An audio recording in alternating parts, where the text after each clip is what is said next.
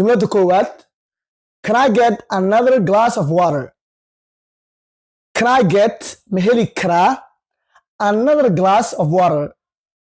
glass kale oo biyo مهلي كرا. صارحان glass biyo عبتي. glass kale markaa rabto inaad dalbatid waxaa leedahay Can I get another glass of water?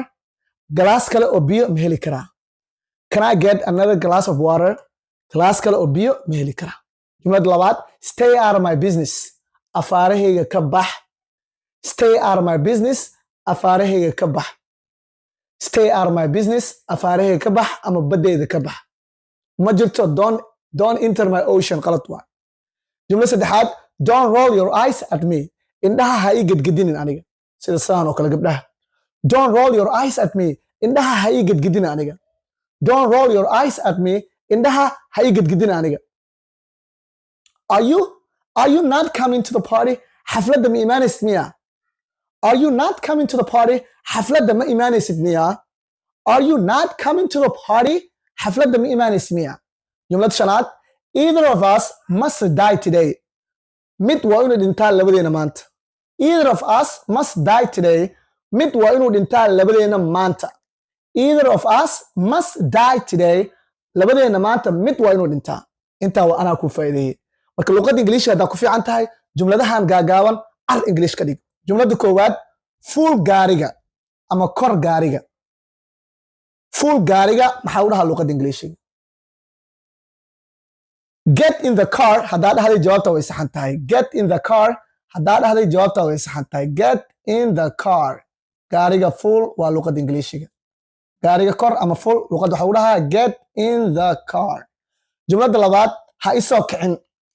waa hurdi rabtaa waxaa rabtaa walaalkaa inaad dhahayd ha isoo kicin. how can you say luqadda Ingiriisiga? Don't wake me up haddaa dhahday jawaabta way saxan tahay. Don't wake me up. Don't wake me up. ha isoo kicin. Don't wake me up. ha isoo kicinin. hurdada ha iga soo kicinin. waa don't wake me up. jumladda saddexaad. ha iga tagin saaxiibadaada. ha iga tagin. Don't leave me haddaa dhahday jawaabta way saxan tahay. Don't leave me. Don't leave me. ha iga tagin. waa ha iga tagin. Don't leave me. jumladda afraad. yay yihiin. tusaalahaan laba wiila ku imaadeen waxaa rabtaa inaad dhahayd yay yihiin ayaga. yay yihiin. how can you say luqadda Ingiriisiga? Who are they haddaa dhahday jawaabta way saxan tahay. yay yihiin waxaa waaye who are they. ayaga yay yihiin. Who are they? Who are they? jumladdan waxay leedahay ma kugu adag tahay. ma kugu adag tahay luqadda Ingiriisiga comment ku soo qor. ma kugu adag tahay sidee loo dhahaa luqadda Ingiriisiga comment ku soo qor. qofka igu horeeya been ayaan saar doonaa.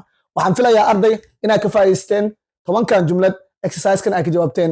fadlan muuqaalkan judi ayaga baxay. fadlan haddaan ugu cusub tahay soo follow garay.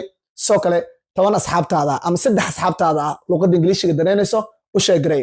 inta muuqaalkan oo kale aan ku kulmeyno waa macallin Camboolo oo idin leh wax barasho horumar leh. assalaamu calaykum waraxmatullaahi wabarakaatuh. bye.